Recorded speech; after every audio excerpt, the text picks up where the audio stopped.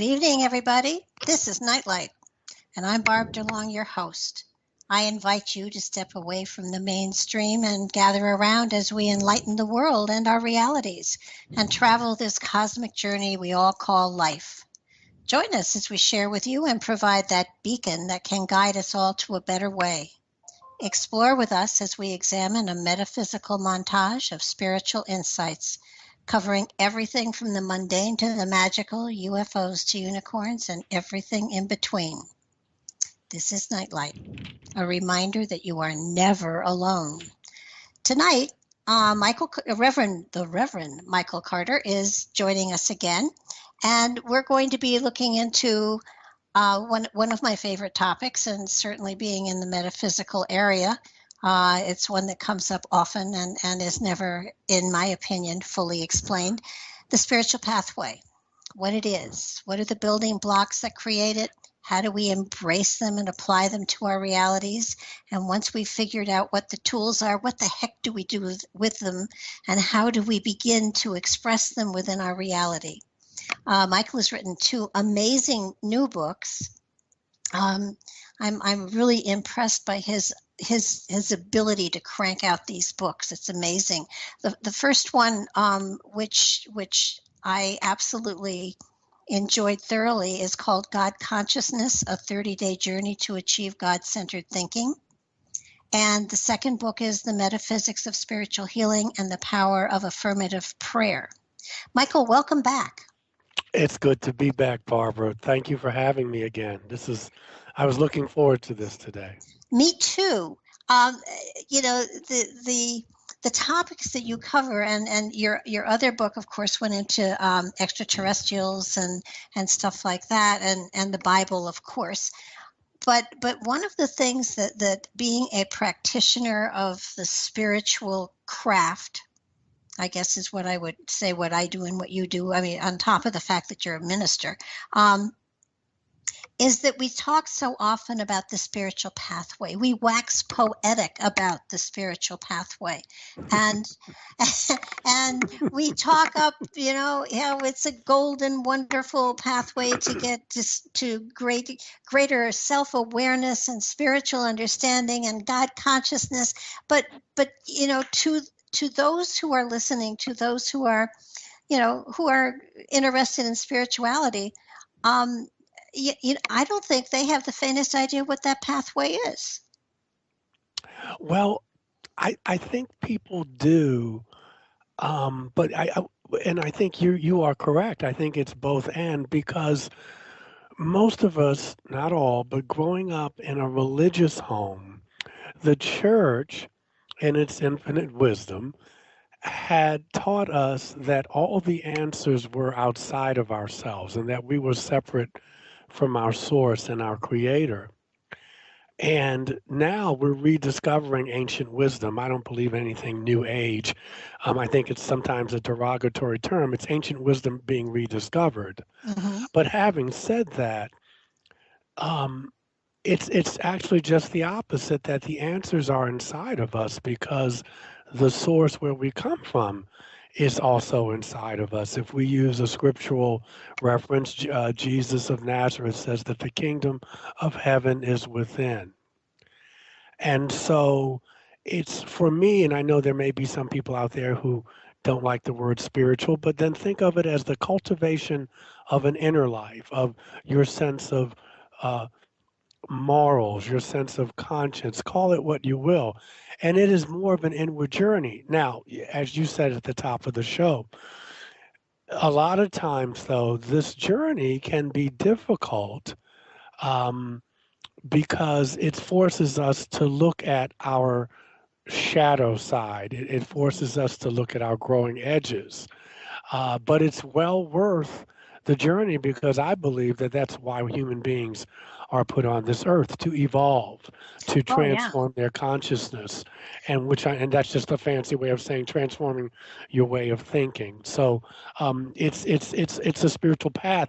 But I've met people who, have been on this path, but they may not label it that way. But however you label it, it's the journey that we're all on, and we're all at different stages of evolution. Oh, absolutely. And I think one of the things that I find people will come to me and say, I've taken classes up the wazoo. I've read a million books. I have the philosophy down pat and I can quote you chapter and verse, and I'm still not getting anywhere. And I Yeah, and yeah, then it becomes a matter of, well, now you've got the philosophy. Are you applying it to your life and living it? And I get blank exactly. stares. Yeah, It's yeah. kind of like, what do you mean? Am I living it? Yeah, yeah. Well, it's when you put it into practice. It's when the person cuts you off, Mm-hmm. uh, and the road rage wants to come. When you want to flip somebody the finger or what have you. Um, it's when your ego gets in the way. When you kind of know if I say what I'm going to say, I'm going to start a little drama, but you say it anyway. I mean, it's when you have to take a different road. But yeah, you're right.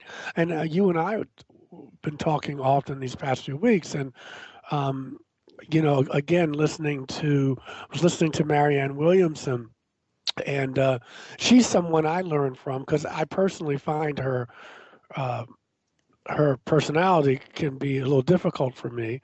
I used to attend her lectures on A Course in Miracles, and in New York. But I had to put that aside and see, well, what wisdom can I glean.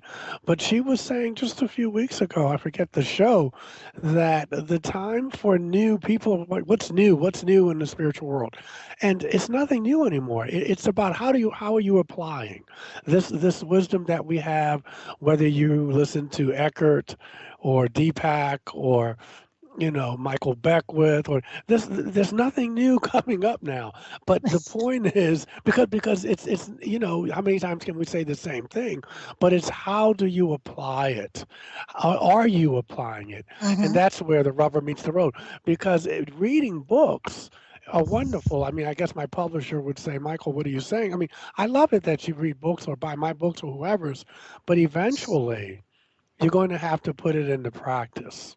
Well, and I do believe. I mean, and first of all, I just I have to say to everybody out there that if you want a fundamental book of understanding what this pathway is, what the spiritual philosophy is, that the metaphysics of spiritual healing and the power of affirmative prayer is a wonderful book to pick up. It's easy to understand. It gives you more of the how to's than, and Michael has mentioned some amazing names, and I'll go into Manly P. Hall and Science of Mind and Oh, Course wow, in yes. Miracles. I mean, all of Beautiful. them. Yeah, but if you're going into the science of mind or any of that stuff, it gets very heavy. Michael has put all of this information in very easy to understand language, and I found it a joy to read because it's kind of basically what all of these teachers, what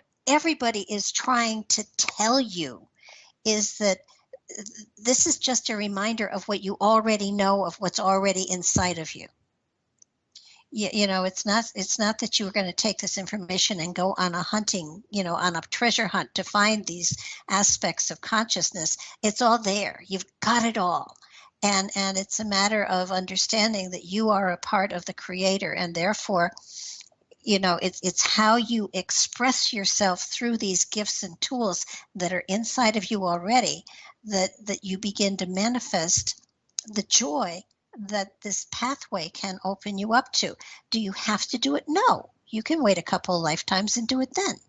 And then the second book, God Consciousness, a 30-day journey to achieve God-centered thinking, is fabulous because it gives you 30 different ways to approach aspects of your life. And Michael, you've touched on in that particular book a lot of the universal laws that are constantly out there. And somebody asked me once who wrote the universal laws, and I had to just kind of give a blank stare back to them because they are universally accepted philosophies as to the energy of the cosmos, I guess would be the best way to put it. Yeah, yeah, I agree with you. I think that it's not so much who wrote them, because that's very important, but they were experienced. in order for them to become laws.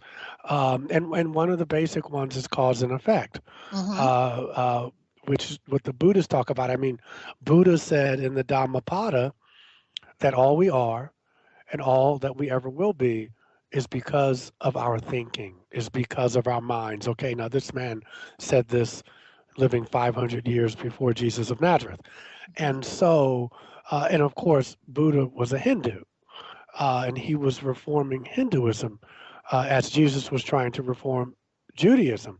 The point I'm trying to make, though, is that sometimes it's more difficult to unlearn something than it is to learn something new. And so, if you've been told most of your life that all the answers are outside of you, that you are being punished if you're naughty or nice, um, sometimes it's hard to get to the metaphysical way or the spiritual path because you have to unlearn the conditioning Mm-hmm. that you are separate from your source. Yeah, and I think you've opened the door to one of my biggest things. One of the at least for today. It may not be a big thing for me tomorrow, but today it is a big thing. Yes. Um, uh, there, we all talk about God, and I am. I mean, I know what I mean when I say God, but when I say God, it may be different for at least a dozen or 2 dozen people out there. Yes. And to me, God is the creator of all. And it's not a man in a white dress and a long beard with a staff that can shoot lightning bolts that he borrowed from Zeus. It's not that. It's a level of consciousness, Hmm. and it is the source of all creation. And if you want to give it a persona, fine. But the one thing that I try to explain to people, and I think it was in your book, you said that God didn't create man in his image. We created God in our image. Yeah, you can always tell when God is created in your image when God hates all the same people you do. Um, Yeah, then you know that that's a red flag. Yeah, yeah. and as the Hindus say, not nady nady, not this, not that. That whatever definition you or I or anybody give of God, it's not that. Because on some level, the finite can never comprehend the infinite. Having said that, what we can say for sure is it's almost as if I go down to the beach and go to the ocean and put some water from the ocean in a glass and I bring the water home. And that water begins to think that just because it's in the glass, that it's no longer part of the ocean. Hmm. That would be absurd. Okay, because that's its source. It comes in a different form. So when teachers talk about the kingdom of heaven is within you, or talking about transforming your consciousness, or Buddha said that don't believe anything even that I tell you. Go and experience it for yourself. But to go inside, what we're saying is that what's all encompassing can have no opposite. People say that the only two emotions are love and fear. Okay, there's some in the course talks about that. A lot of spiritual teachers talk about that, and I agree. But on one level, what is all encompassing can have no opposite. Either love is love or it's not. If you don't like the word God, then put the word love there. But Hmm. either God is God or God is not. What is all encompassing has no opposite. Now we forget that because of the human ego. And the ego is always going to tell us there's not enough sex to go around. There's not enough money to go around. There's not enough codependence to go around. There's not enough. And so the ego is always coming from this insatiable scarcity. Yeah. God consciousness, obviously, with Ernest Holmes and some other people that we'll probably talk about later on, reminds us that all our needs are taken care of if we only change our minds. Hmm. And when you're in fear, it's not about not being afraid. It's not courage is not the absence of fear. Courage is moving on despite the fear. But when we find ourselves getting anxious about anything, if we can learn to train our minds that, wait a minute, this is not real, that this is fear, and I need to get a grip here. And as Wayne Dyer says, if we change the way we look at things, the Mm-hmm. things we look at begin to change. And Sure. and it's about not focusing on, if I need more money. You and I were talking about that. I was complaining to you just the other day about I need more money, which I do. Not that I need a lot of money, but I'm in a situation where I need some more income. But if I can't focus on the lack, if I'm going to create this income, I have to focus on abundance. Yeah, and I tell people all the time that if you say a prayer and you ask for money and then you go about your daily life and all you're doing is complaining about lack thereof, we are electromagnetic beings. We radiate an energy. We radiate an energy field. And on that field are our feelings, our emotions, and things like that. And we are like a magnet, and what we radiate is what we draw to us. Yes, yes. So that I have found that I can absolutely guarantee you that if you change your perspective, if you have a more positive outlook on life, everything falls into place. The only trouble is that that really goes against how we've been brought up. So that you may have a handle on it for a day or 2 days or even a week, but that's a long time. And it's something that even those of us that understand the philosophy and try very hard to walk the talk, um, our feet are just as much clay as everybody else's, and we fall into the same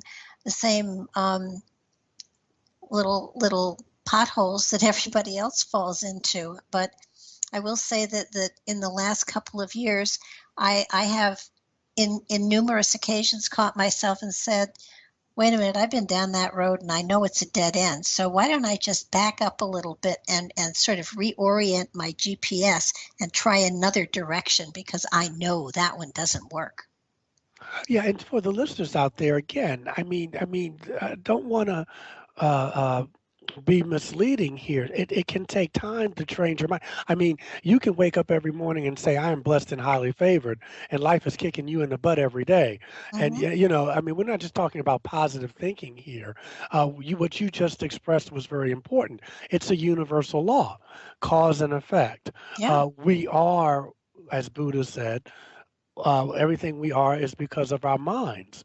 And so it may take a few years. It may take maybe some classes or some intense meditation to train yourself to do it, but you can do it because the universal law is that what you put out comes back. Yeah, Okay? and the cool thing about that, and these universal laws, and there are a lot of them. And the cool thing is you can't break them. You can ignore them, but you can't break one of these universal laws. So it's not a punishable offense, except that if you don't flow with them, they don't work for you. So in that aspect, I guess you can. But Yeah. If you want to look at punishment, as you say, it's not really punishment, but maybe the punishment is, just the results of negative thinking. exactly. Yeah. So it's a boomerang. And we come into each lifetime, and this is my philosophy, not Michael's, because I don't want to put my philosophy onto Michael, though he may agree with me. But when a soul incarnates into this reality, it is totally aware, in my opinion, and it is as aware as it will ever be in the entire lifetime. It knows everything. The problem is it's in a physical body and it can't control the muscles or utilize the speech yet, and so that there's great frustration. And as this child grows, parents, teachers, culture, the environment, the religion, all of these people try to gift us with the knowledge that we need for survival according to them. And all of that information just shoves the purity of the awareness of the spirit that we carry within further and further back into the higher consciousness. And basically, the journey to self-awareness that I talk about a lot of the time is the journey towards finding the bridge to that consciousness that was pure and totally aware when I incarnated, and to get beyond what everybody who loved me deeply taught me that does not serve me at this point in time in my life. Mm. Yeah, I mean, in Platonic thought, Plato tells us that all learning is remembering. That Mhm. again, those answers are a clean slate, and so in some ways, yeah, I mean, when it's a variation on a theme. You come into the world, you incarnate. You're a tabula rasa. You're a clean slate. Mhm. We don't remember where we came from, but that's part of the game of life. To remember. But, souls are at different stages of evolution. There are young souls, infant souls, mature souls, and old souls. And so each one depending on the life they had before, is always evolving, is always going up to a different level of awareness. Consciousness is just another word for awareness. And we're all at different places on that journey. I may be a mature soul. Where am I going to learn from? Well, I'm going to learn from old souls, but I'm going to learn from younger souls because they're going to test me. They're going to teach me acceptance. They're going to teach me patience. Okay. And I have to remember that I was a young soul at one time, and I was annoying. And I was thinking that the physical plane is all that is. And so that's how we grow on this path of evolution.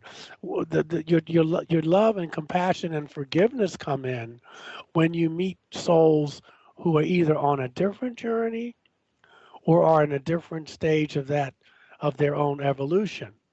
Because if you're around everybody that thinks the same way you do, you can't grow. That's true. That's true. You And can't grow. it's, yeah, I have so often heard people say, I just want to be with people that talk the same talk. Well, And don't we all? yes. We all want that. But the reality is you don't grow unless you're throwing philosophies back and forth, and having aha moments, and yeah, that works for me, or no, this I don't agree with. But it's an amazing experience. And I find myself so excited about life these days because Hmm. there are so many amazing people out there that you can tune into, that you can connect to, that can can share insight with you, and in many ways, sometimes throw your own words back at you, and that happens to me quite frequently. And every now and then it's like, that's a good one. Where did you get that? And somebody will say, well, that you said that. And I said, well, it was, yeah, I'd have to agree with that. Yeah, yeah. And for our listeners out there, again, we're not saying it's not good to be around like-minded people, of course. It's a joy. It makes life more enriching. But you don't want to be lulled to sleep that I want to live in this place because then you'll never grow. And Yeah. so it's about balance. Yeah. And today I would say that there is a greater sense of people coming to an understanding that there is so much more, so that there's so many. I mean, to be honest with you, when I started in this field, um, if the people I worked with knew that I was into this particular kind of material, I could have lost my job. Yes. And Yes. and today, it's really cool. Can I have a reading? So, over the 50-year time frame, the consciousness of humanity has expanded tremendously. Oh, I agree with you 100%. Yeah, when I was talking about UFOs 25 years ago, um, it was what? And I was very much in the closet about it, but UFOs in the Bible. I was closeted about my own experiences. And now, 25 years later, Hmm. it's pretty much accepted conversation. It's very few people who will say, at least in my experience of late, what are you kidding me? You got shows like Ancient Aliens that have been on for what, 10 seasons now? That Yeah. in itself shows you that there's a hunger for this material. Um, but that's what happens. Consciousness changes and the world changes one person at a time. But it's really, if you go back several hundred years, uh, there was a time, and I am currently of the opinion that we created religions to control people, originally to control people and give them a structure, and then religion became something that it was more control and threaten and fear, and so not all religions, but some. And some religions have evolved into huge corporate structures, and they aren't to me, they aren't serving the purpose that once they did, because people are so much more aware. Everyone can read now, just about. Everybody is able to research and to question and to seek out information, and the internet is just phenomenal. So that we don't need people to teach us a belief system and impose upon us the rules, so to speak. I mean, religion to me is a matter of faith and love, and so you don't need to be in a church or in a particular religion in order to understand, you know, the the aspect of unconditional love in whatever form you want to express it. Yeah, and the Pope talked about it, and you don't have to be, and it's also okay to be. Mhm. That's always the balance. I forget who it was that said, you don't want to say I found the truth. May have been Kahil Gibran. You must say I found a truth. Those Yes. people who are not inclined to uh, be in a structure on Sundays and or Fridays or Saturdays, as it is with the monotheistic religions, that's okay. And it's also okay for people who do. Oh, yeah. And yeah, and that's the thing, to keep the ego out because it's easy, just as more orthodox brothers and sisters will say, well, y'all don't get it because we go to church and you don't get it. Well, those of us who may have a different structure, sometimes our ego creeps in there too. And it's like, you don't get it. You don't need that church. No, I may not need it, but I want it. And Hmm. so you want to keep that kind of balanced because Oh the gosh, ego's yeah. the ego's very subtle. Well, and there's so many there are so many organizations, churches, synagogues, temples, whatever you want to call them, that do provide a sense of family. And I know in the early days here in this country, it was the church that held the community together. It was the church that, just gave everyone a sense of oneness, of one family. And that did help people survive in a culture, in a place, in an environment that was actually very hostile to them. And, they survived because they had that one thing together. My family goes back into the 1600s here in this country as Puritans, which I Hmm. laugh at now. But Wow. yeah, I one of my relatives was not condemned, but was sanctioned by the whatever the body of govern was then, because he picked peas for his dinner on Sunday, and that was working. So he Yeah. Oh, yeah. so that and I Yeah. think I have the paperwork of that. But it's I think people are getting to the point, at least a lot of them that I see, that they haven't created their own religion. They just have, and it's not a religion; it's a spiritual philosophy.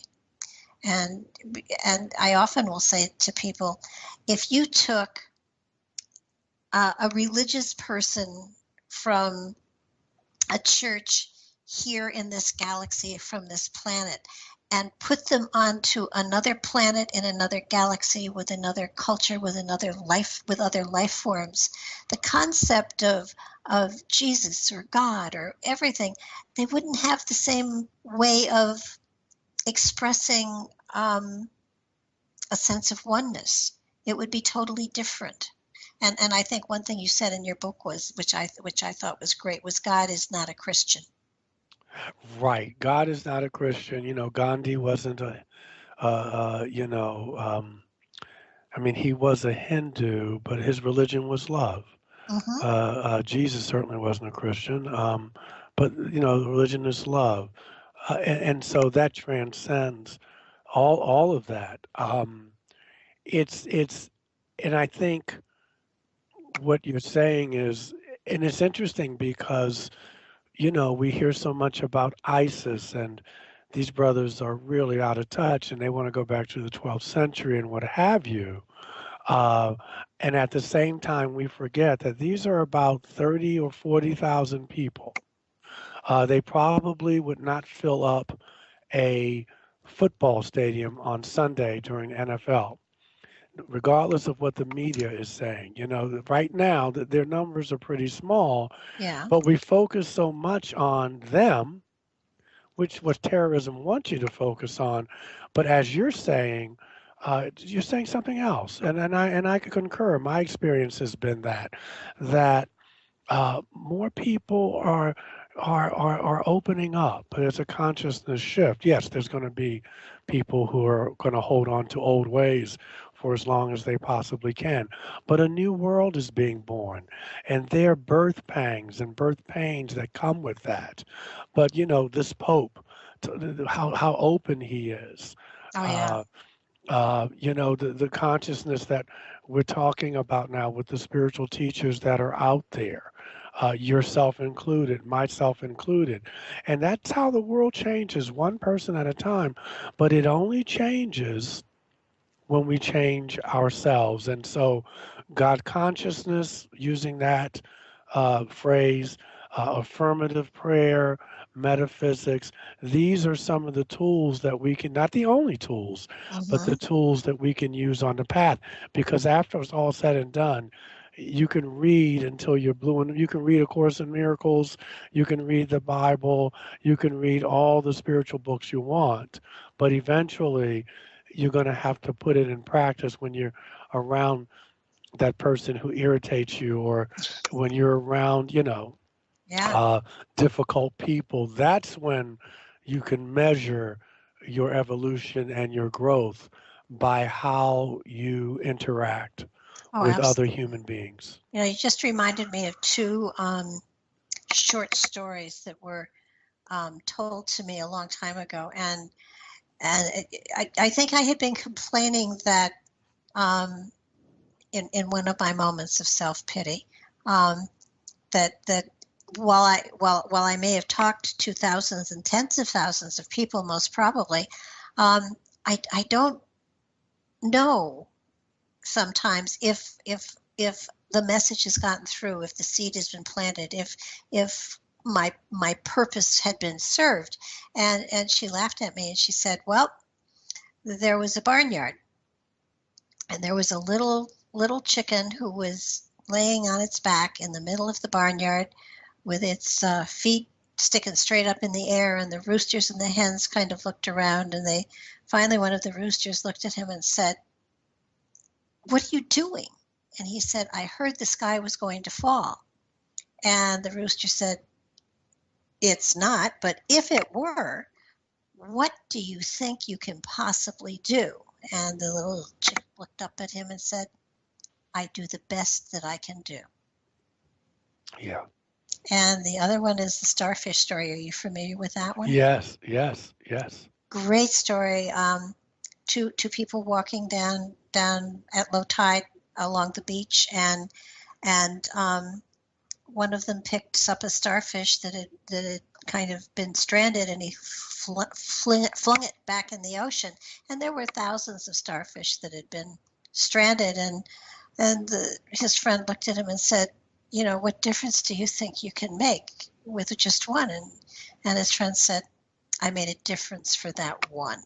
Yeah, and yes, and it got me to the point where I started to realize that if I touch one person, I've done my job. yes, yeah, And two is heck, that's frosting on the cake. but yeah, but it you get to the point sometimes where um, we all have a purpose. We all have a calling. It's everyone's different, of course, but there is a spiritual reason we're here on the earth plane at this particular point in time. And we touched on the spiritual laws, and you mentioned the law of cause and effect, and that is certainly one of the more important ones that everybody is sort of aware of. But the big one is the law of one, and that's that we all come from a singular source, that we all are a family, and not just on this planet. Yeah, It's a cosmic family. If indeed there are extraterrestrials out there, and I do believe there are, and you certainly have had experience of them, yes, that they were created by the same source of creation that we were. yes, yeah, yeah, and that, yeah, and it's a cosmic family or a universal family, or whatever term applies to what is greater than whatever it is we know about. And it's a sense of we all come from the same source. There is only one source, creator, God, if you will. But to me, God just seems like, it just isn't enough. So universal source of all creation is I guess where I go, because that expands it even further for me. yeah, Um, but everybody has their own word, their own way of addressing that higher being. I know the Freemasons, certain of their ceremonies and certain of their initiations, they have to admit that they believe. For some of them, they have to believe in a God, and in others they have to believe in a higher being. Um, so that we all do have that belief system. Even atheists, I do believe, they may not believe in a God, but they believe in a source. So, we all have something that we're reaching for beyond our own physical realm to sort of um, reach for. But there are other. Of course, there's the law of attraction, which has been misquoted unbelievably all over the place. But the Secret did a good job of at least letting people know there was a law of attraction. So I guess we have to be happy with that one. yeah, yeah. And there's also, it's, I don't know how to phrase it. It's also the the sensibility that we don't know everything. There's a story I used in the God Consciousness book on page 85. There are two stories. I'd like to share them if we had the time. They're very Sure. brief. The first story is about a poor Chinese farmer who only had one broken down workhorse to help him do his work. And one day the horse got loose and ran away, and his neighbors came around to offer their condolences on his bad luck. Yet the farmer would only say that good luck, bad luck. It's hard to say. A week later, the horse returned, bringing with it 5 young stallions. Again, the neighbors convened to empathize with the farmer, this time to share their delight at his good fortune. Still, the farmer simply said, good luck, bad luck. It's hard to say. The farmer's young nephew was working to tame the wild horses, and about a month later, the nephew fell and broke his leg. The neighbors came to commiserate, but still the old farmer would only reply, good luck, bad luck. It's really hard to say.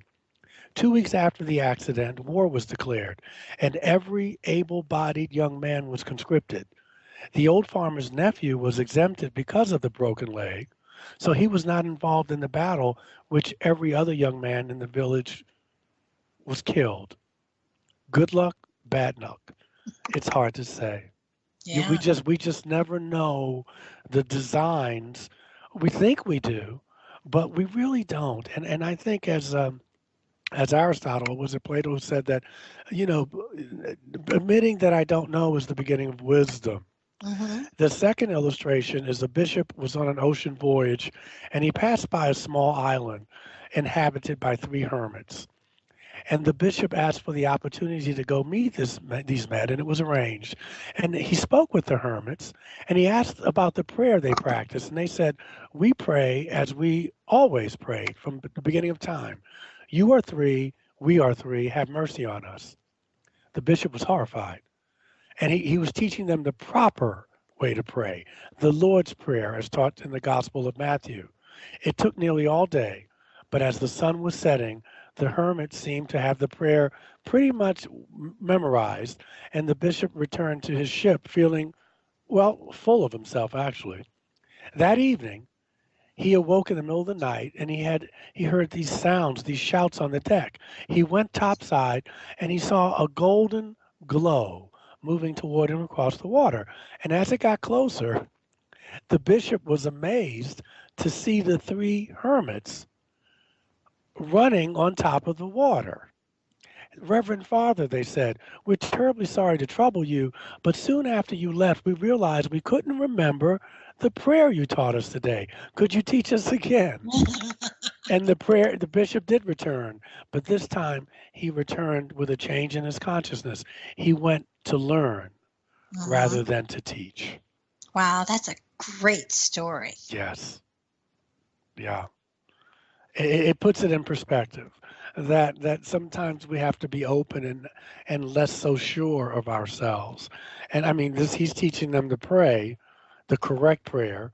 And meanwhile, later that evening, they're running on the water to his boat.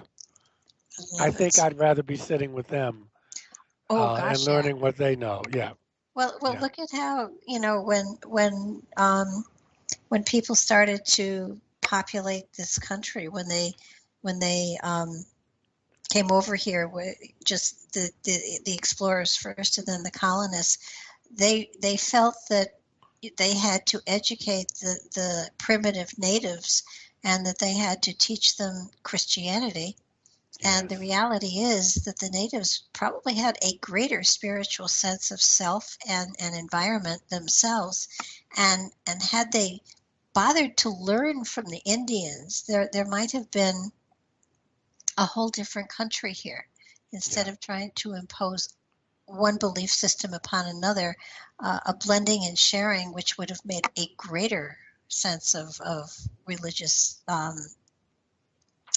experience possible for everyone. Yeah, yeah.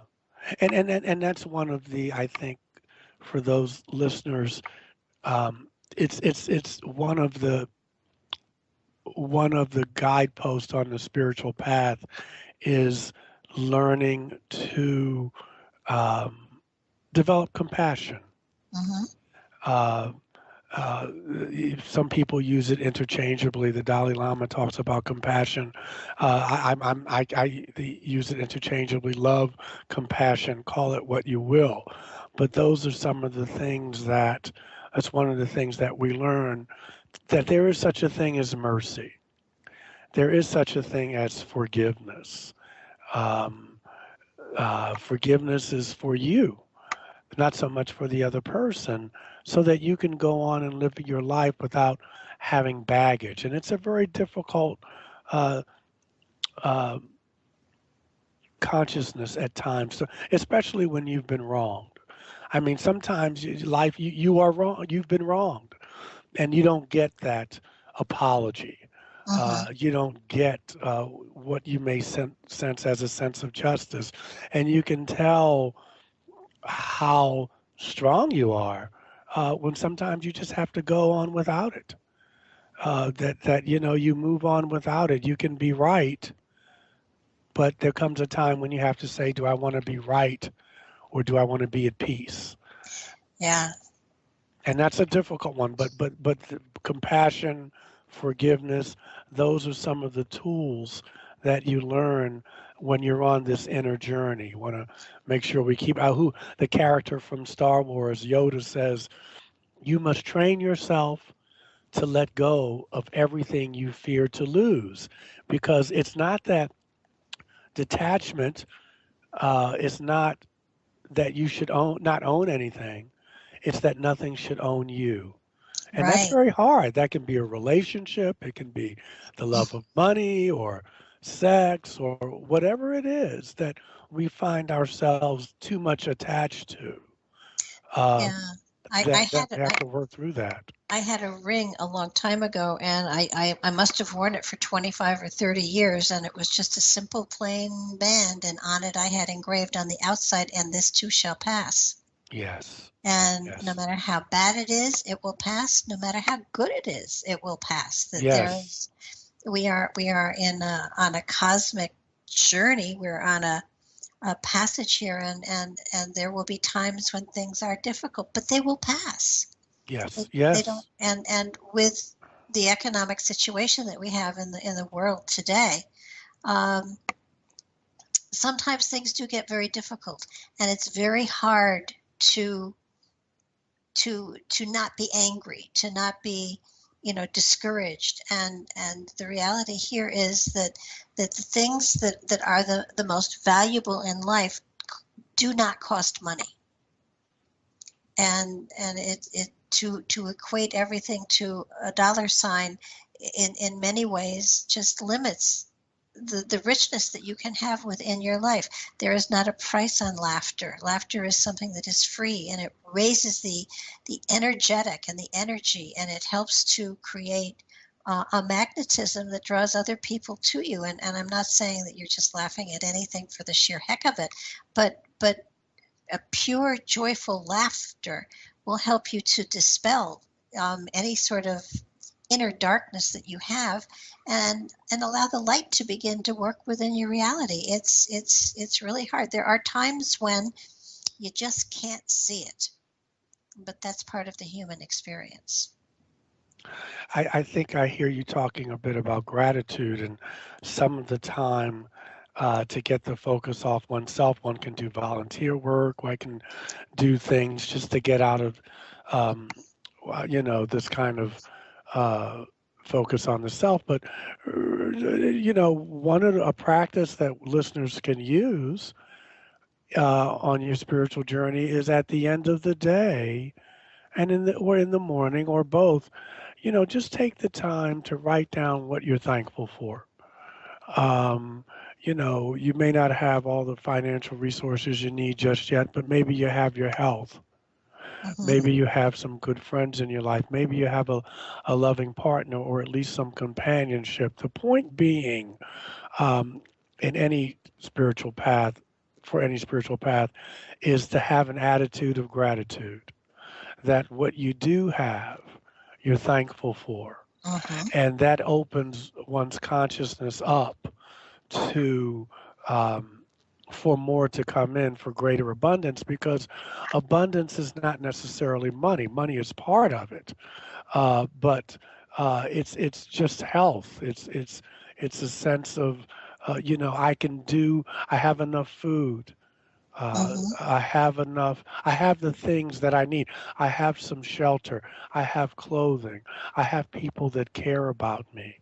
And during those times when it does seem dim, if you can kind of remember, um, as you talked about, Barb, impermanence. This is what the Buddhists talk about. That not only will the so-called good, and I put that in quotations, but even the not so good will pass. That things come and go. But if I can focus on and be grateful for what I have, I'm putting out a different consciousness so that more can come in. Yeah, absolutely. And we, I spoke of it earlier. That is, there is that energy that we radiate, and there's that element of the law of reflection, that we draw to us what we are. And and and so it gives you a wonderful you see a reflection of what it is you're sending out by the things that you bring into your life.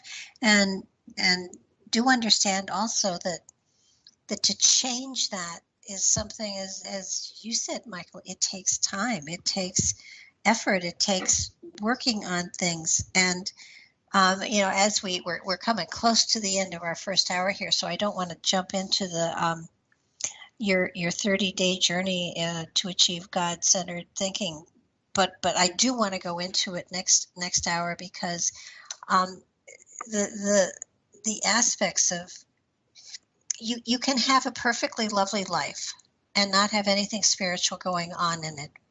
And it's but and lots of people do, and they don't even realize it's one dimensional. But if you are pulling from your own, from that which is inside of you, the wisdom that you've carried throughout all of the ages that you've brought through. And by the way, Manly P. Hall's book on the what is it, the something of the ages, The wisdom of the ages. the wisdom of the ages, that book is an amazing book. He goes into just about everything, and it's almost like he downloaded from his own head. It's an amazing book. It's old. It was published in the 1800s, but it is a wonderful collection of amazing information. And he goes into who was Shakespeare, and he goes into all sorts of things. But there's material on Atlantis. There's a material on just about anything that you can imagine of a spiritual nature, and it's really an amazing book to read. But I digress. But it's a sense of the richer you want. If you want your life to be richer, it's up to you to do it, and it's how you perceive things. I know lots of times I've had situations where with people where it wasn't exactly blissful. However, in retrospect, I look back and I find that my goodness, I learned something so amazing from that experience. Now, I'm not evolved enough that I wrote thank you letters, but um, it while it was not pleasant going through, and it may have taken a year or longer to get through the experience, I grew so much. I learned so much about myself, and it brought a greater vibrancy to my understanding of life and the journey, and where I'm aiming at, so that as miserable as I might have been, as awful as it might have seemed, it taught me something so positive and wonderful about myself that it made me a better person. And like I said, I have not yet written a thank you letter to any of those people, but maybe in another 30 or 40 years I'll get to the point that I write them. But or maybe next life. But there is an amazing richness to understanding you have total control. You truly have total control as to how you look at a situation. And that that means that you can change your attitude, and you can have a lighter understanding of life itself, and you can bring greater joy and love and abundance into your life. And it doesn't matter how much money you have. It's certainly, I don't want anybody to think that poverty is great, because it's not. But how you perceive it changes everything. Still there? Yes. Oh, yes. Yes, yes, yes. Okay. I was listening to you. I wanted to, well, I know we'll go into it after the second hour. I just want to bring people, again, because we want to give you some tools. Yeah. And one of the tools is that I found helpful is to develop some quiet time, to set Mm-hmm. aside some quiet time. You can meditate, you can contemplate, but just a place and a time that you're consistent with, and you get away from the noise and distractions of the world, because then you can listen to your own inner voice. And the thing is about all this that we're talking about, these are more the fruits of the labor, Mm-hmm. because we're asking you to become awake. This is what Buddha talked about. I'm awake. When we talk about spirituality, we're not talking about it's something you put a because some people play act if they're spiritual. They can wear their crystals and all that, but they think it's, you maybe we've met people who may not have been as genuine. Well, I do this and that. The most spiritual people I know don't even talk about it. They just live it. You just feel it, the Exactly. integrity that they have. But if you can carve out some time, it could be 10 minutes twice a day, 10 minutes a day, where you can be quiet, where you can stare at a candle, where you can just close your eyes, because the, that's where your consciousness changes because you're listening to yourself. You may be feeling tired, you may be feeling fear, you may not even know what you're feeling, because in a world that's telling you, I got to get it, I got to get it, I got to get it before they get it, because if they get it they're going to take it from me. You want to put that noise aside and just to be still. And there are many different ways to meditate. We can talk about that. You can do self hypnosis, the silver method. You can listen to Shakti Gawain. You can light a candle. You can Mhm. even put some music on in the background. But what is key to any type of work is that you find the quiet. And you'll find that after a while, your body will start, and your mind and your spirit will start to crave it. It will tell you, Michael, you've been running, man. I need to just, can we just chill? Can we just sit down, do it at dusk? In church we call it Vespers. Sometimes we have a Vesper service when the sun's going down. But it's just a time you can do it early in the morning, which I find is always good when you first wake up, or in the evening before you retire. Quiet time is the key. Michael's second book that we're and I recommend both of these books highly. They aren't on my website yet, but they will be, and the link to where you can get them, because I think these two books are wonderful companion books. And the second book is called God Consciousness: A 30-Day Journey to Achieve God-Centered Thinking. Um, the way you have formulated this is spectacular. You've Oh, thank taken you, Barb. you have Thank you. taken you know different aspects of life, and you have given them, I would call it, a spiritual vignette, a short paragraph or two explaining concepts like seek and believe only what is true for you. You have the knowledge within you, peace of mind, optimism, prayer, emotional maturity. I mean, there are 30 different topics that you approach here, and you give an explanation of it. You give further explanations of how to incorporate it into your life. You give affirmations. Um, you make it so simple. You give them a thought a day to work on, to incorporate into their being, to add greater richness to their life. It's a beautiful way of giving people little baby steps. It's baby steps, and the truth about evolution and spiritual maturity and everything is that it is so simple. People don't believe that it's true.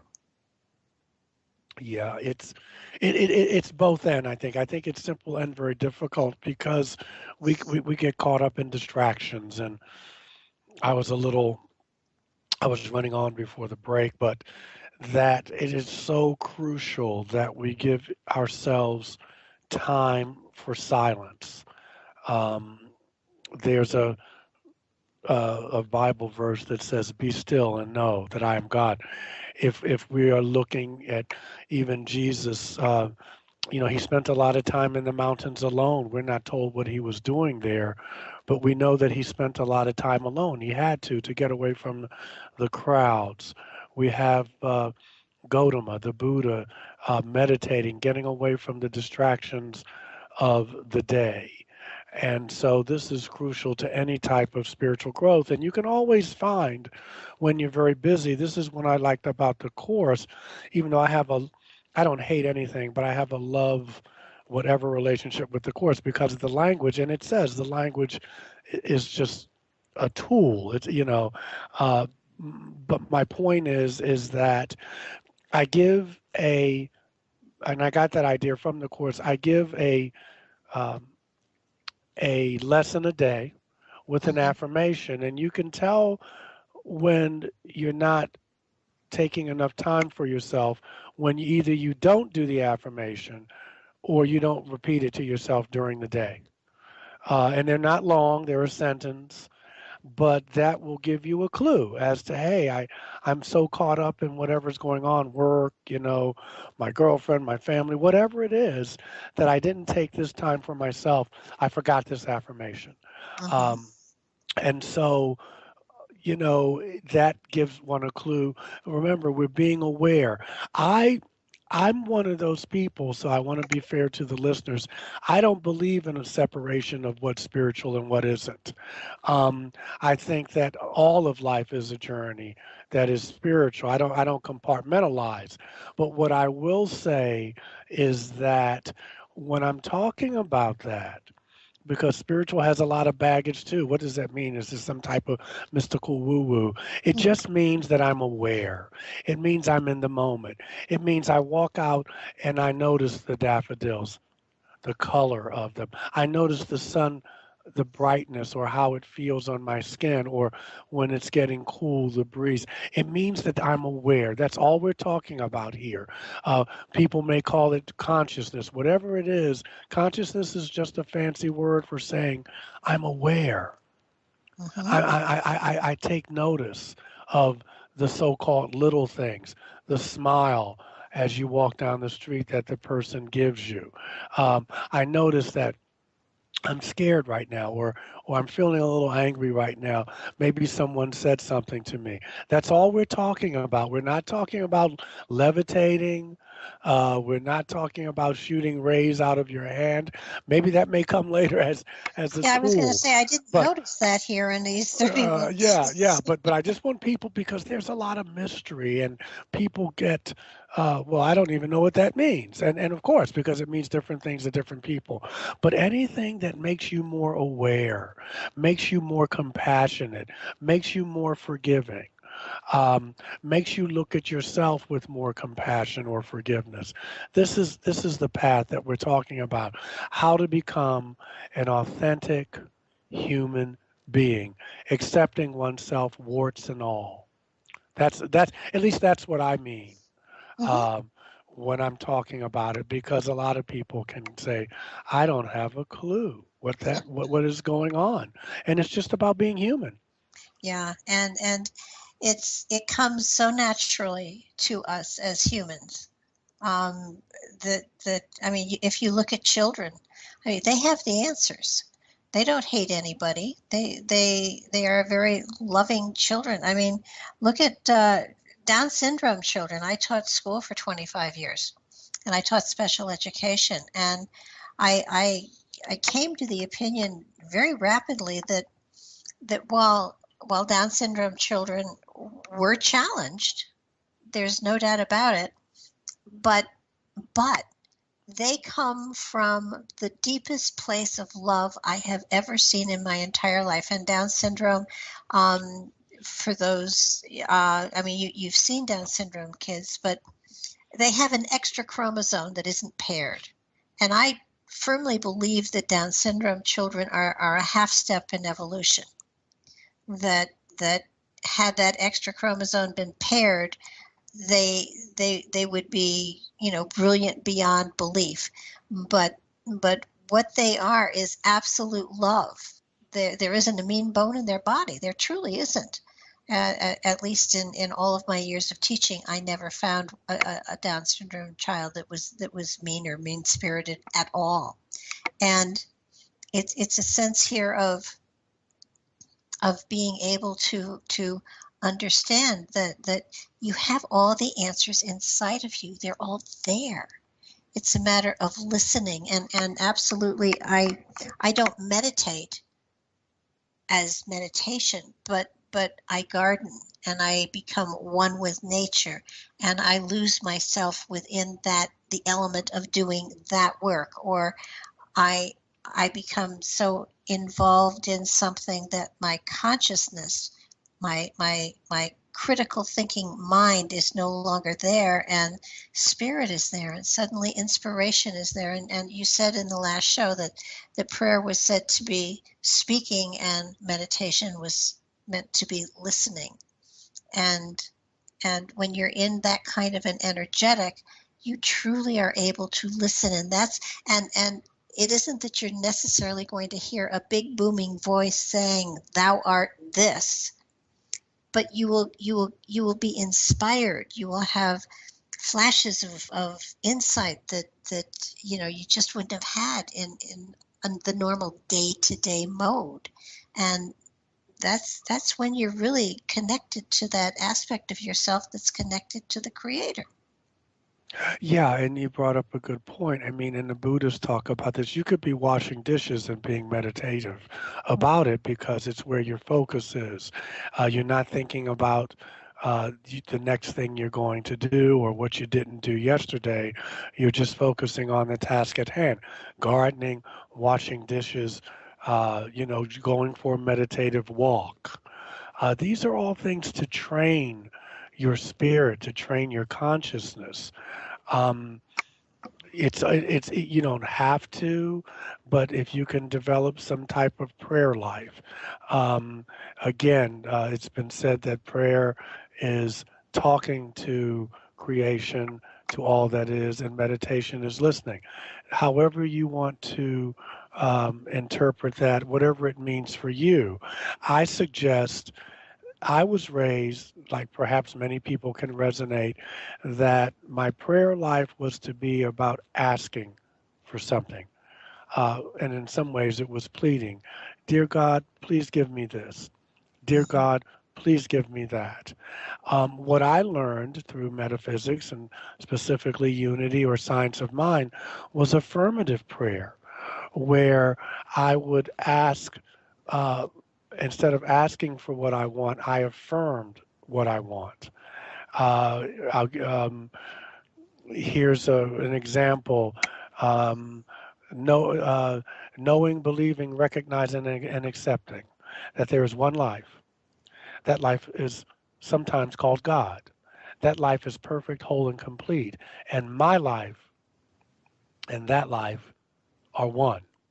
Anything that rebukes that, that refutes that, is now banished, it is dissolved, and I come back to there's one life. That life is God. That life is perfect, whole, and complete. And that life is my life now. So if more money is needed, more money will be there. If more love is needed, more love will be there. If more forgiveness is needed, more forgiveness will be there, et cetera, et cetera. You use your own words, but I'm focusing on what I want as opposed to what I don't want. And Mhm. I'm not begging or cajoling or pleading. When you look in the Bible, when Jesus feeds the 5,000s, what does he does? What does he do? He gives thanks. And he says, he talks to his father, "I know you hear me always." He's not saying, "Look, dear father, I need to feed these folk. I need some fish and some bread here. No, I know that you hear me always. I know you hear me. And that means I know this prayer is going to be answered." And then he asked for what he wanted. And Mhm. that's a formula that we can use. Now, you can use another one if you're Hindu, Muslim, whatever it is, but it's a very different attitude than begging, than imploring, than pleading. And so you have a different mindset about it. Mhm. And when you speak of prayer, people immediately think of on the knees or whatever, or shutting your eyes and talking to God. Um, but prayer takes lots of different forms, and sometimes a piece of artwork is a prayer because the person creating it has been in that zone of just allowing the spirit to move through them, not taking over their body, but allowing the flow of that universal energy to flow through them and create a painting that we've all seen it. Sometimes it's a piece of music. You can usually tell, if a person playing an instrument is a technician or an artist, and the technician is getting everything absolutely perfect, but there's no heart to it. And an artist will allow the music to speak through them and there's a richness there that takes your breath away. So that there are lots of different ways of sharing your love or opening yourself up to the inspiration and the love that can come through to you if you are putting your ego aside and being open to receive. And I think that's maybe one of the hardest things that I have had to deal with over the years that I've been in this field is that the ego should sit in the back pew or should go Hmm. to lunch or whatever to give me a chance to commune with that link that I have inside of me with the Creator, and without taking on airs with and and for me personally, there is a familiarity. It's not a reverence, so to speak, but there is a familiarity that this is a part of me, and I welcome it into my life. Yeah, yeah, yeah. I know I have the past maybe year and a half, I've actually gotten back into what I learned in childhood. I actually do every day pray on my knees, Hmm. usually when I get up in the morning. Um, and I pray when I'm in and doing a service. I'm standing up. I'm in the pulpit. But there's something for me about it's almost like with Islam, being meaning surrender. Hmm. Um, there's something about that when I just put all things aside and let me just do that. But again, as you said, it's whatever's going to float your boat. But and there are many ways to do it. Uh, I just was thinking specifically about it, just thinking outside the box. But those two things, a prayer life, and that can, whatever that means to our listeners, and a meditative life where you just set time aside for you. You're worth it. Hmm. You're worth it. You're worth the 20 minutes a day or whatever it is. You're worth it. And you would do it, to help someone else. So why not do it for yourself?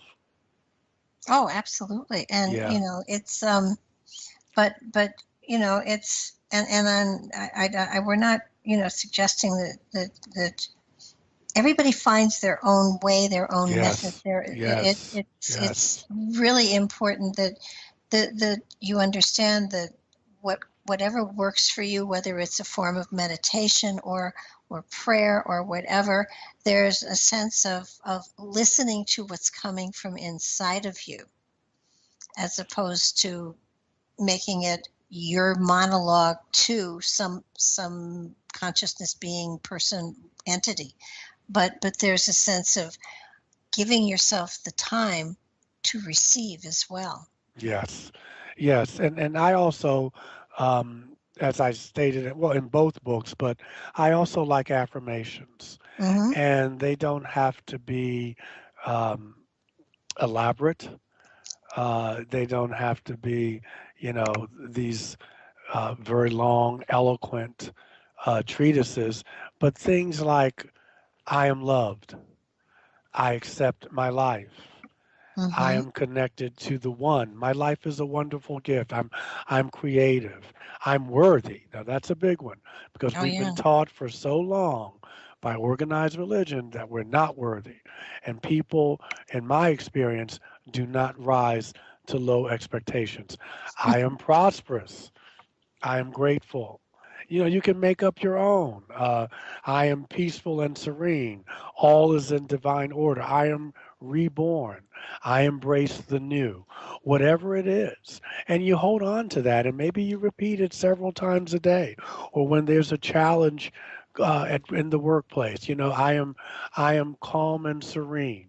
And after a while, you will be that. Oh yeah. You're just changing your thought patterns. You're looking at the negative, and you're saying, "Not today, not Hmm. today." And I find that now some people don't like affirmations, and that's okay. And you don't know what you like until you try it. But those things, because what we're doing is reprogramming Yeah. your thoughts, because thoughts are things. They are energy. Mm-hmm. They are things. And so you want to be able to monitor those thoughts to a degree to create the world, the life that you want.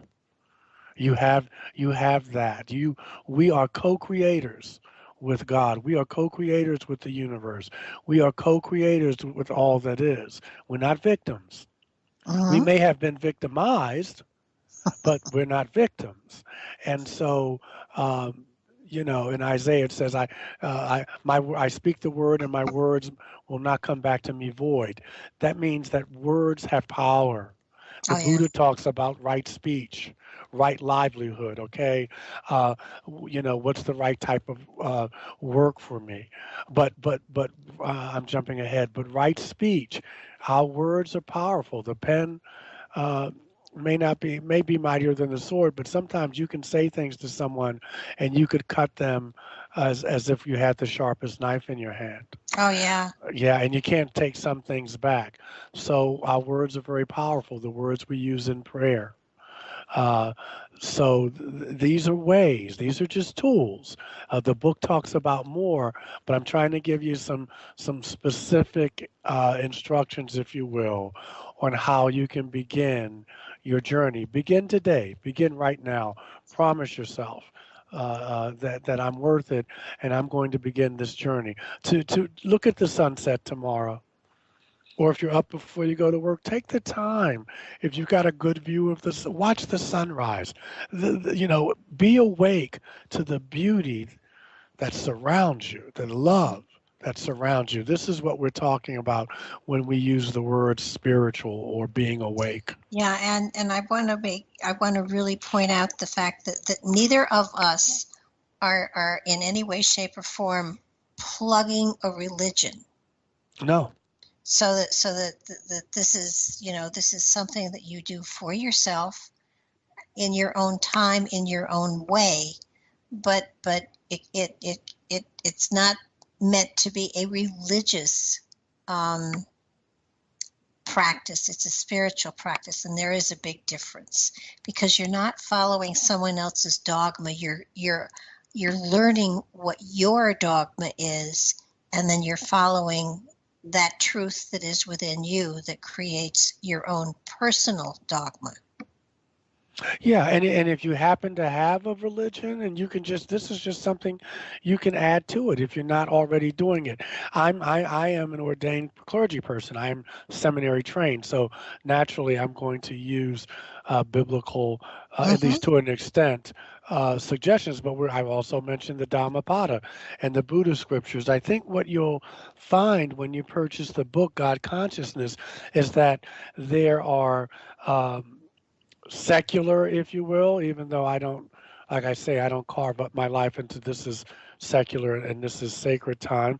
There are um, uh, quotes from Hindu saints, from from therapist John Bradshaw, quotes from Jesus, from Ralph Waldo Emerson, from Mm-hmm. Ernest Holmes, from the Bhagavad Gita, from obviously from the Bible, from the Quran.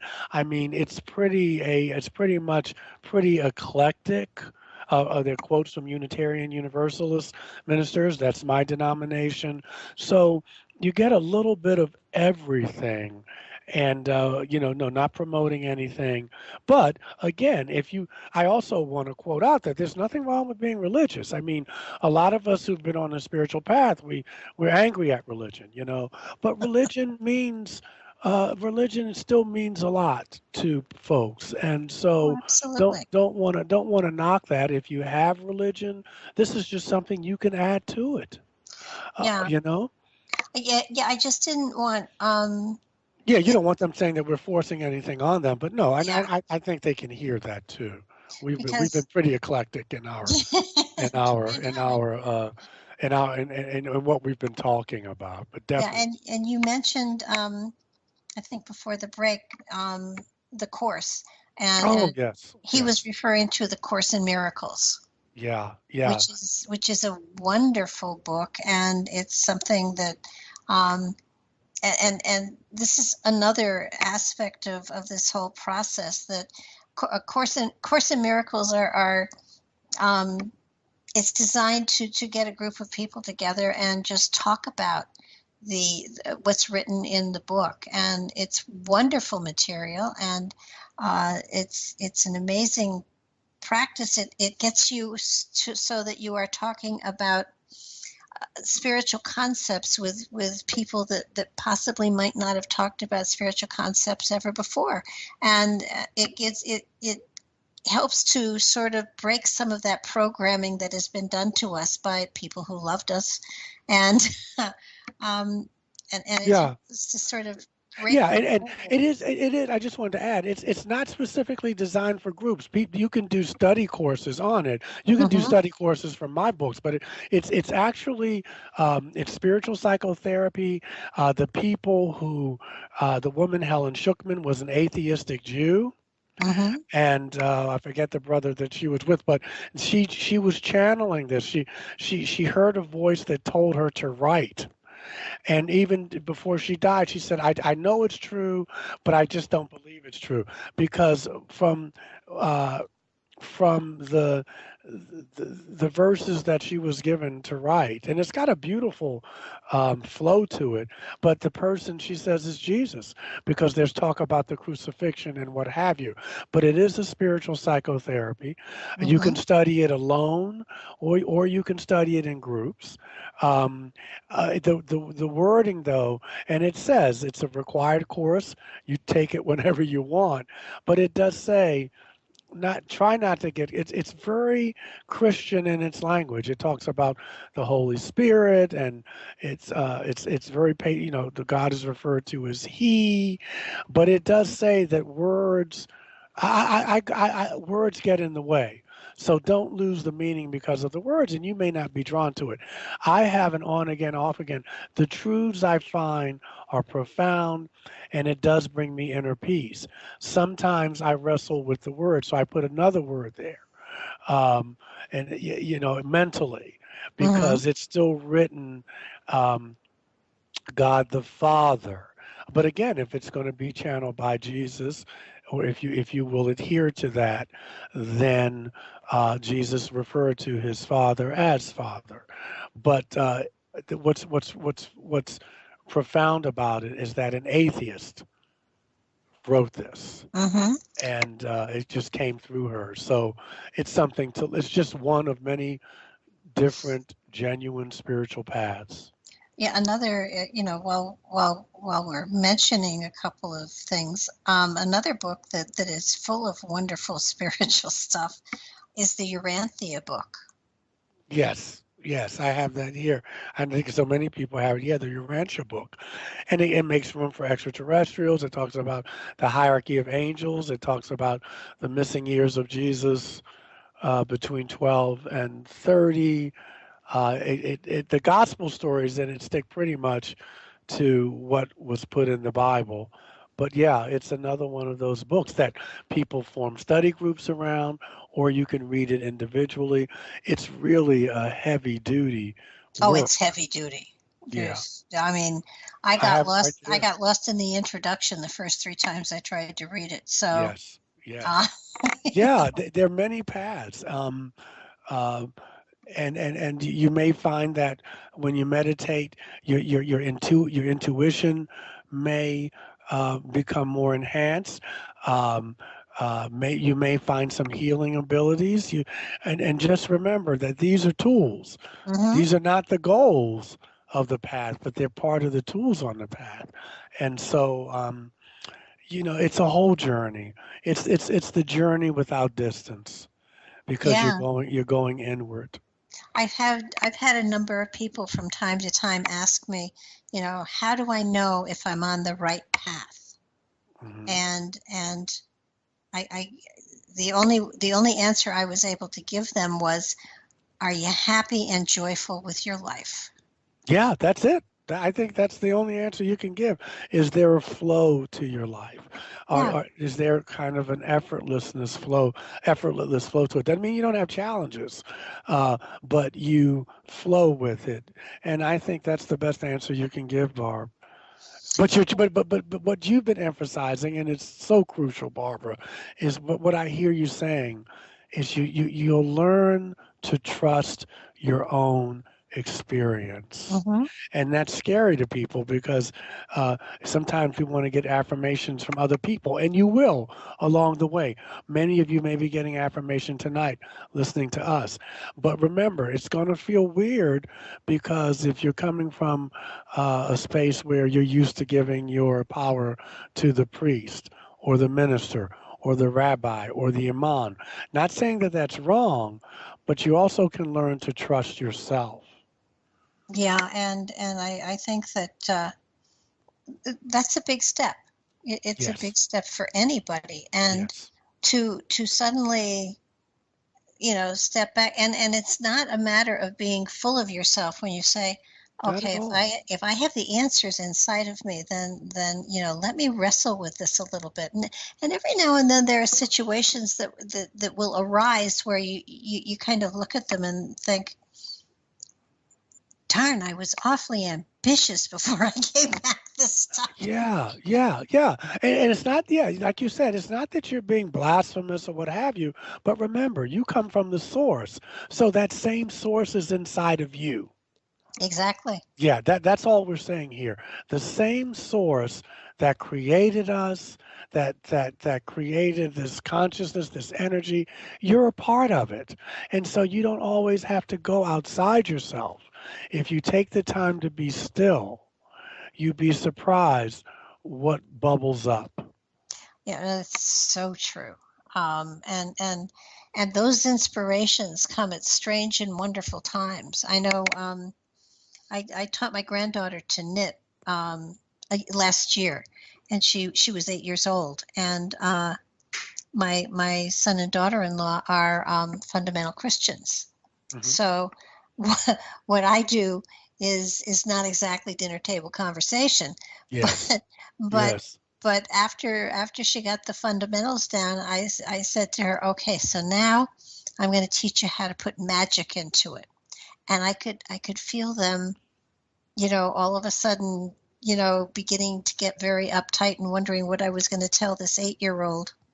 And all I could think of was they can't possibly believe I'm going to go into meditation and stuff. And I yes, just looked at her and I said, whenever you're working on something like this, it's really important that you think happy, loving thoughts because those will go into whatever it is you're doing. And when you give it to someone or someone else touches it, they will feel the love that you put into it and it will make them smile. yes, And yes. she just looked at my granddaughter looked at me and said, really? And I said, really? And she looked at my son and she said, is that true? And he just shook his head. He said, yeah, it is true. Yeah, because what we're talking about is healing. Yeah. We're talking about a form of healing because that's where all this is going to heal whatever wounds you have. And there's a difference between healing and cured. I was a chaplain in a hospital, and there were people who were healed and went on to life after life or died, if that's a better term for you. And there were people who were cured, but they would come right back in a couple weeks Mm-hmm. because it was all a matter of their consciousness. And so this journey is a journey to more love. It's a journey to healing. It's a journey to forgiveness. It's a journey on how to be a more authentic human being. Yes, This is what we're talking about. and it changes your life totally. I had oh gosh, a gazillion years ago. Um, I had the honor of being around a lady who was a faith healer. She sang and she was a charismatic healer, and she would she would whip the energy in the room up with singing and clapping and you know and everything, and then she would have people come forward as there was the singing continued, and she would lay her hands on and people would go down like go boom, go boom, go boom, go boom. And when you talk to people afterwards, um, they said they could feel the energy. they could feel the change in their system, and for a few days their life had changed dramatically. But then they would say to me it wore off, and I would say back, well, did you change your life any to help to keep it there? I mean, it's sort of like when you're trying to train a muscle, it's the repetition. It's the repetition that makes the muscle stronger, and kind of trains it to do what it's supposed to do. And if you have a moment of a blast of enlightenment, if you will, and you don't change your life any, you'll fall back in that old pattern. Yeah, yeah, and want to be really clear here with listeners. Um, want to be clear. Uh, people, things happen. People get cancer. People die. People get they become ill, and want to be very clear here because that's been a critique. We're not saying that people are giving themselves these illnesses. Uh, we don't want to blame the victim, as it Oh were. no. Um, there is data that does suggest that the level of consciousness where we are can attribute to our dis-ease, if you will. But just want to be real clear here that we're not blaming people, giving them, it's your fault you're sick. It's your fault you're not getting well. What I am saying is that you have the power to influence to certain degrees your your physical Mm-hmm. outlook, your mental outlook. That's what I'm saying here. Don't want to be blaming you or your loved ones. If you're sitting here listening to this and you're saying, "Well, I have faith and I do all the things right, and I'm still sitting here metastasized cancer." Yes, Mm-hmm. we pray for you. We keep you. We're not saying you gave yourself that. We are trying to say some of the tools that we're suggesting: forgiveness, noticing the good in life, um, forgiving yourself. We haven't touched on that, but forgiveness for others, but forgiving yourself. These things can help to um, give you a more healthy outlook and perhaps maybe even change your situation. But just wanted to be clear with that. Oh yeah. No, it's how you perceive what's going on, Yes, and yes. that's the big one. And in that process, certainly people faced with terminal conditions, it's hard to do that. And yet I've seen people who have had a quality of life right to the end, and then those that have not. And it's not up to us to judge from, because all we have is this lifetime as a frame of reference. Well, I think you hit it on the head. We're not here to judge. We are not here to judge. I think that's the key. What you just said, Barbara. We're all on a different path. We're all at different stages of our evolution. And there's no right or wrong way. It's the way that's best for you. Hmm. And I have found that every time that something has happened to me, um, of a positive or a not so positive um, form, I the minute that something starts to happen, I will say to myself, okay, so this is kind of icky, but there's a positive here. Let me find the positive, because once I can find the positive, I can dissipate the other stuff. Yeah, and that's another real important thing. This is more than just positive thinking. I'll just sing kumbaya and it will all be well. No, but if you change your thinking, you can change your life. Hmm. And if you can find the good in any situation, it's a transformative experience. And it doesn't mean you deny what's happening to you. It's just that you know that that doesn't have to be the final outcome. Oh yeah, and I'm 72 years old, and I've had times in my life when um, it was just flat out awful.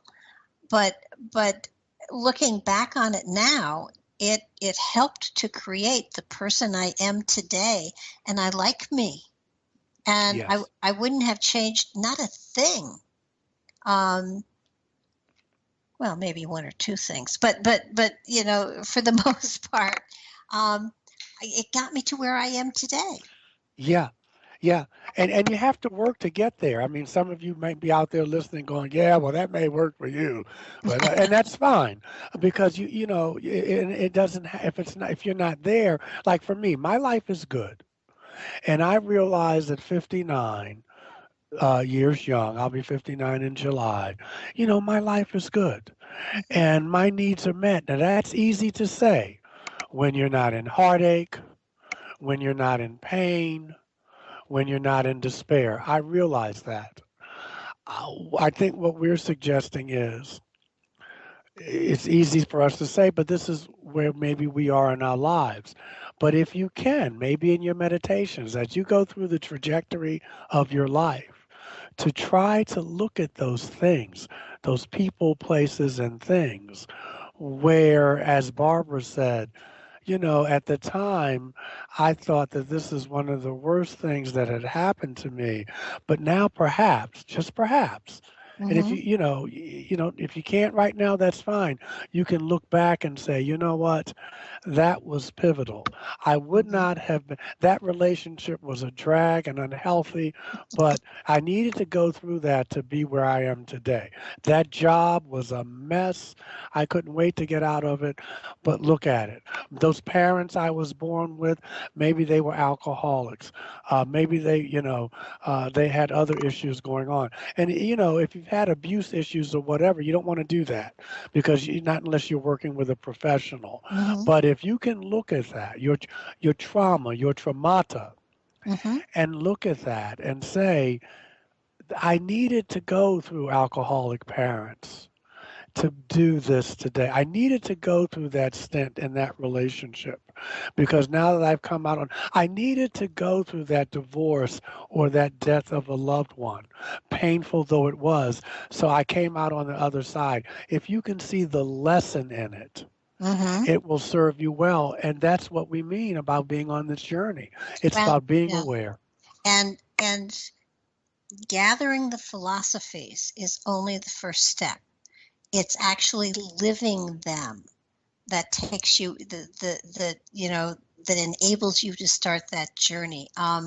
I 3 years ago, almost 4 years ago now, my husband passed away of cancer, and in his last days, he we sat and we talked a lot about it, and I just, I was stunned, as was he, because we didn't expect it. And he got the diagnosis in August and he passed away in October. So we didn't have a lot of time to process anything. But we were sitting here talking one evening and he said, "Now look, you can't fall to pieces and you can't go into a depression of any sort." And, I kind of looked at him and I said, "Well, it's easy for you to say. You're going on a journey. I'm stuck here." And he said, "No, no, you don't understand. If you don't take this well and use it as a teaching tool, you are an absolute hypocrite and you should get out of doing whatever it is you're doing." Hmm. And he stunned me, but it was true. I believe that they go to another realm. I believe they go to the other side. I believe there's another dimension. So well, yes, I felt very sorry for myself and I miss him terribly, but the reality is he's not gone, he's just not here. And so his words, his philosophies, his material, he's still here. So that it was like maybe 4 days after he had passed that I was already counseling other people on the loss of their spouses, and somebody said, "Don't you think it's a little early?" And I said, "This is how I heal. He's given me a frame of reference. He's given me I can look at someone and say, I know how you feel, and they will know that I know.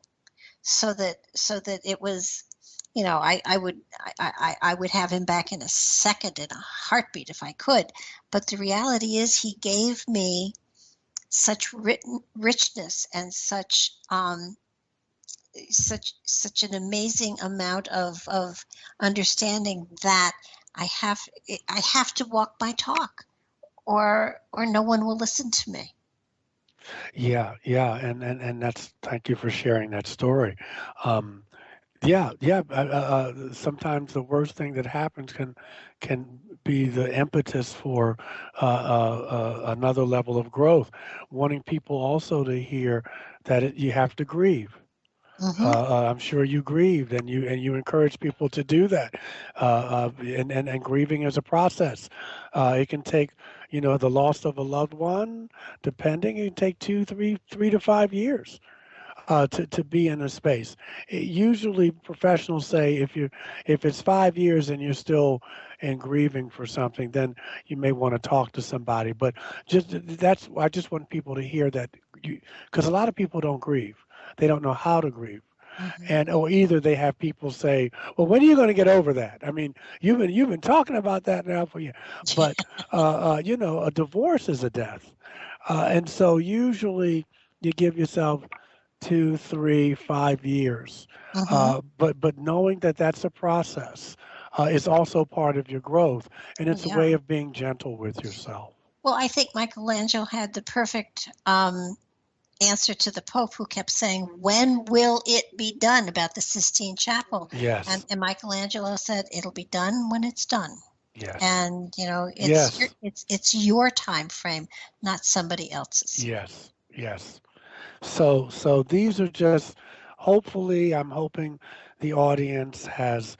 Uh, I'm hoping that we could assist you with a little bit. You can get my books on Amazon and Barnes and Nobles, but Hmm. hopefully, what we've talked about will give you some tools, uh, Yeah, uh, and and affirmation and your two confirmation. books are just, um, I think they are the best fundamental starter. Well, they aren't even just for beginners. I think that they hold a great deal of material for someone who's been on the pathway for a long time. And it's the metaphysics of spiritual healing and the power of affirmative prayer and God consciousness, a 30-day journey to achieve God-centered thinking. And that book is fabulous. I mean, they both are. And they're not long, heavy-duty reads. They're very good, insightful books. They don't go into so much stuff that you have to get your reference book out and start looking at stuff like that. And Michael, just so in case, I have your website has been posted in the chat room and stuff. But for anyone wanting to get a hold of you who's just listening to the archive, what is your website? Actually, the website is michaeljscarter.com. I don't have all my books on that website, but you can contact me that way, or you can send an email to michaeljscarter at gmail.com. That's Michael, Michael, initial J as in Jerry, S as in Sam, Carter at gmail.com. I do answer my emails, and you can try that way. You can try uh, the website, but the only book posted there is the extraterrestrials in the Holy Bible. I don't know how to get my other books on there, so I'll have to get someone to help me. But you can go to I'm on Facebook, Michael J.S. Carter. You can also go to A New World If You Can Take It. That's my webpage on Facebook. But this has been wonderful, Barbara. I enjoy. I was looking forward to it today. I was telling myself, now pace yourself, because the uh, you have your interview tonight. And no, this was wonderful. This was wonderful. It's been a wonderful day. This has been a blessing. Well, I find that when you talk to somebody else and you're sharing ideas and philosophies, and other people are hopefully listening too, that that it's there's an energy there that just sort of it charges you, and it gives you energy and excitement because you're sharing something that is very important to you, and putting it out there so other people can try it on, see if it fits. If it fits, wonderful. If it doesn't fit, then you just try on a different sweater someplace. But Yes. it's I think the most exciting part about this is that your books give people a lot of options, a lot of direction, a lot of insight into the journey that we talk about so easily, and yet we don't describe it too much. And I hope we gave enough description tonight so people can sort of relate it to their own lives if this is a direction that they want to go in. And I want to give a plug, shameless as it is that for those listeners, Barbara DeLong is a very, very gifted clairvoyant. And I know that for a fact. I had a reading very recently, and I encourage you, if your spirit moves you, to contact her and to give it a try. You will not be disappointed. Well, thank you very much. Yes. I had a lot of good material to work with.